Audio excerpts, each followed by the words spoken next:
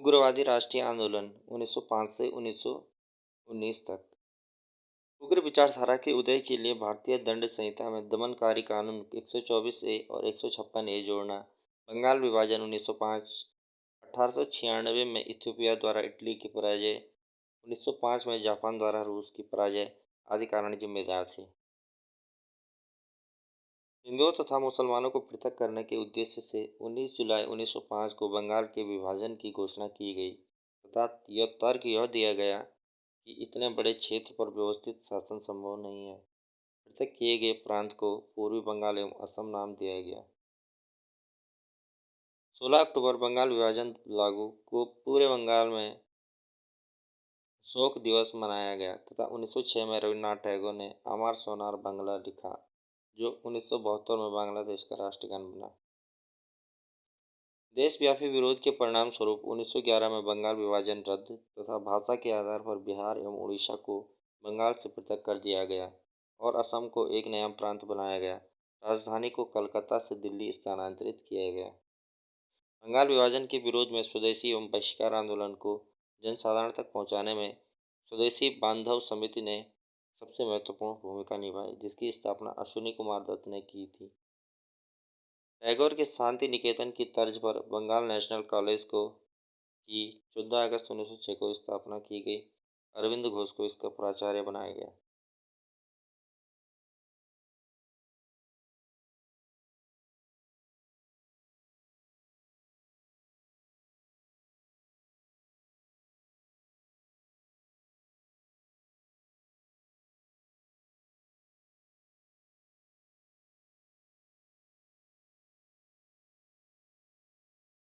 देसी उद्योगों के विकास के लिए बनारस में 1905 में भारतीय औद्योगिक सम्मेलन आयोजित किया गया, जिसके अध्यक्ष रमेश दत्त थे। दिसंबर 1908 में 9 नेताओं को देश से बाहर निकाल दिया गया, जिसमें कृष्ण कुमार मित्र तथा अश्विनी कुमार दत्त भी शामिल थे। 30 दिसंबर 1906 को एक बैठक में अखिल भारतीय मुस्लिम लीग नामक राजनैतिक संगठन स्थापित करने का निर्णय लिया गया। इसके पहले अध्यक्ष वकारुल मुल्क थे। 12 दिसंबर 1911 को ब्रिटिश सम्राट जॉर्ज पंचम तथा क्वीन मैरी के आगमन पर दिल्ली दरबार का आयोजन किया गया। इसी दरबार में बंगाल विभाजन को रद्द किया गया। देश में यह दरबार 3 बार आयोजित किया गया, 1877, 1903 तथा 1911 में। इन दरबारों में ब्रिटिश के राजा एवं रानी का राज्याभिषेक होता था।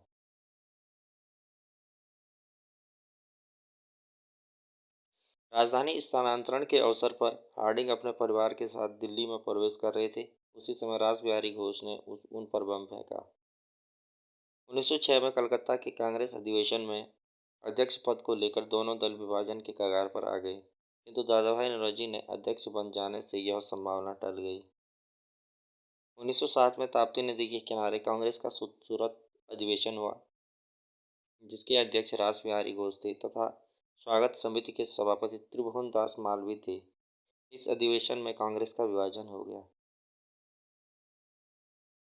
प्रथम विश्व युद्ध के दौरान 1916 में चैम्सफोर्ड भारत के वायसराय बनकर आए तथा उन्होंने घोषणा की कि भारत में ब्रिटिश शासन का लक्ष्य स्वशासन की स्थापना करना है। 1916 में लखनऊ में कांग्रेस अधिवेशन में कांग्रेस के दोनों पक्ष पुनः एक हो गए तथा कांग्रेस एवं मुस्लिम लीग के मध्य समझौता हो गया। इस हेतु तिलक और एनी बेसेंट ने महत्वपूर्ण प्रयास किए। दिसंबर 1915 में कांग्रेस और मुस्लिम लीग के अधिवेशन एक साथ मुंबई में हुए। लखनऊ सम्मेलन में कांग्रेस एवं लीग के मध्य समझौता हुआ, जिसमें भारत के भावी शासन और स्वराज्य के बारे में दोनों संगठनों की कमेटियों ने मिलकर योजना तैयार की। केंद्रीय व्यवस्थापिका में कुल निर्वाचित भारतीय सदस्यों का 1/9 भाग मुसलमानों के लिए आरक्षित किया गया। 28 अप्रैल 1916 को तिलक ने पूना बेलगांव में होम रूल लीग तथा एनी बेसेंट ने सितंबर 1916 में मद्रास में Akhil Bharatiya home rule league की स्थापना की। होम रूल लीग का उद्देश्य ब्रिटिश साम्राज्य के अधीन रहते हुए संवैधानिक तरीके से सुशासन प्राप्त करना था।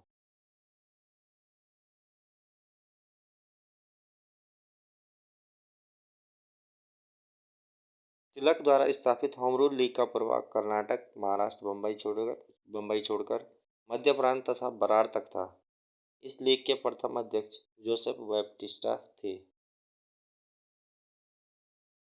एनी बेसेंट के होम रूल लीग के सचिव जॉर्ज अरुंडेले थे।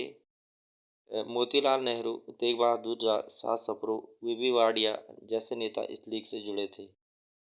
7 जून 1916 को लंदन में इंडियन होम रूल लीग की स्थापना की गई, जिसके महासचिव ग्राहम पाल थे।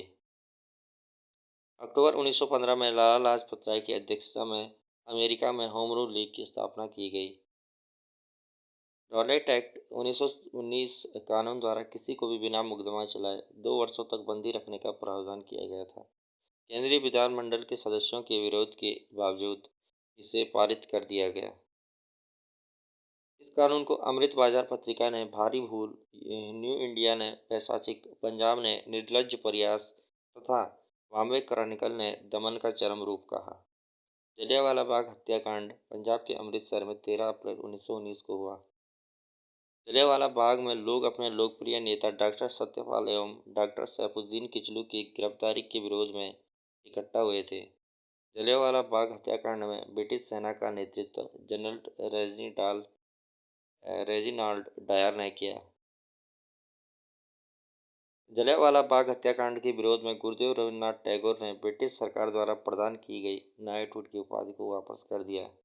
इस हत्याकांड के विरोध में गवर्नर जनरल की कार्यकारिणी परिषद के सदस्य शंकरन नायर ने अपनी सदस्यता से त्यागपत्र दे दिया। इस हत्याकांड के समय पंजाब प्रांत का गवर्नर माइकल ओ डायर था, जिसे इस हत्याकांड को उचित ठहराया। इस हत्याकांड की जांच के लिए ब्रिटिश सरकार ने 19 अक्टूबर 1919 को लॉर्ड विलियम हंटर की अध्यक्षता में एक समिति गठित की। जलियांवाला बाग हत्याकांड की जांच के लिए कांग्रेस के मदन मोहन मालवीय की अध्यक्षता में एक समिति गठित की गई, जिसमें मोतीलाल नेहरू, महात्मा गांधी, सी.आर. दास, बदरुद्दीन तैयबजी तथा जयकर को सदस्य बनाया गया। जनरल डायर को स्वॉर्ड ऑफ ऑनर के साथ साथ 2600 पाउंड की राशि प्रदान की गई। प्रथम विश्व युद्ध के बाद तुर्की के साथ हुए अन्याय के विरोध में भारतीय मुसलमानों ने नाराजगी व्यक्त करते हुए खिलाफत आंदोलन की शुरुआत की।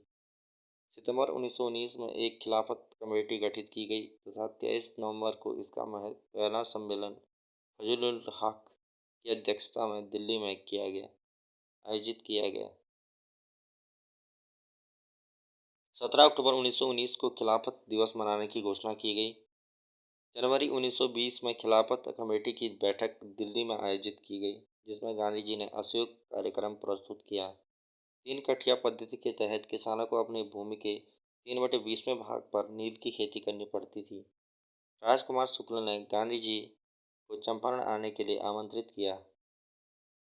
3 कठिया पद्धति से जुड़े मामले की जांच के लिए चंपारण पहुंचे वाले मुख्य नेता थे गांधी जी, राजेंद्र प्रसाद, बृजकिशोर, मजहरुल हक, महादेव देसाई, नरसिंह पारिक तथा जेबी कृपलानी।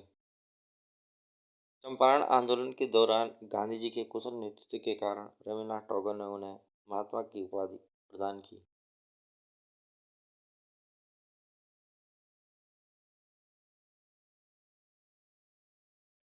अहमदाबाद मिल हड़ताल में प्लेग बोनस को लेकर विवाद था।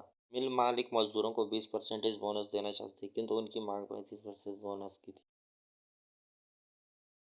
इस आंदोलन के दौरान गांधी जी ने उद्योगपति मित्र अम्बालाल साराभाई की बहन अनुसुईया बेन ने गांधी जी का साथ दिया। 1918 में गुजरात के खेड़ा जिले में भयंकर अकाल पड़ा, किंतु सरकार ने मालगुजारी माफ करने के बजाय इसमें 23% की वृद्धि कर दी। गांधी जी ने लोगों को लगान अदा न करने तथा ब्रिटिश सरकार की नीतियों के विरुद्ध संघर्ष करने के लिए प्रेरित किया। गांधी जी के साथ खेड़ा के गांव का दौरा करने वाले मुख्य नेताओं में वल्लभ भाई पटेल, महादेव देसाई तथा इंदुलाल याज्ञिक थे। खेड़ा सत्याग्रह के दौरान सबसे पहले लगान न चुकने का नारा स्थानीय नेता मोहनलाल पांड्या ने दिया था। थैंक यू दोस्तों। इसके बाद हम गांधी युग के जो फर्स्ट है, गांधी युग फर्स्ट, उसके हम फैक्ट्स पढ़ेंगे। Thank you.